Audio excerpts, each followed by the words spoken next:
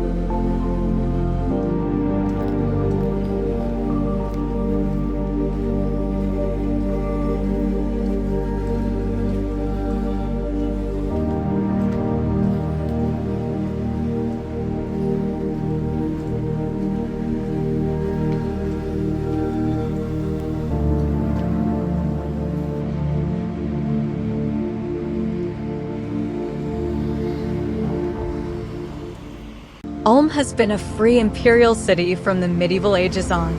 It had intense trade connections, in particular to other cities along the Danube River. Ulm constitutes the first upstream city from which the river is navigable. In order to efficiently transport merchandise goods downstream to the communities of Vienna, Budapest, Belgrade, and toward the Black Sea, a special type of wooden ship was devised. These ships were built without sails and rowing oars and were called Ulmer Schachtel, box of Ulm. These boats could carry heavy load and floated with the current downstream. Once they reached their destination, the boats were disassembled and the wood was sold together with the merchandise it was carrying. The merchants themselves made their way back to Ulm afoot to build new boxes and start over again.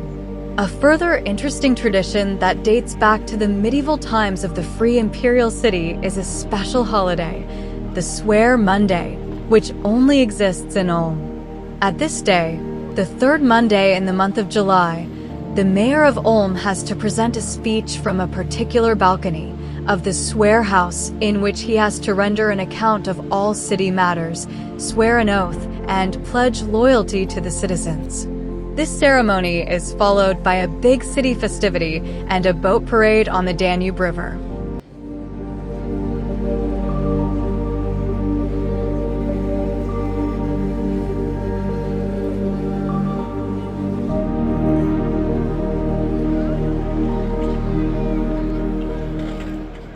The Ulm Cathedral, which is actually not a cathedral, but a Minster, Munster in German, exhibits the highest church tower in the world, 161.53 m. Probably an even more interesting fact about the Munster of Ulm is that this cathedral was built and financed exclusively by the citizens of Ulm and not by the church. The construction started in 1377 when Ulm was still Roman Catholic. But in 1530/31 the citizens decided to change to the Protestant faith. Not long after that, in 1543, religious turmoils and financial problems caused an adjournment of the construction works for about 300 years. The church tower was not completed until 1890, when the completion of the edifice could be celebrated in an official festivity.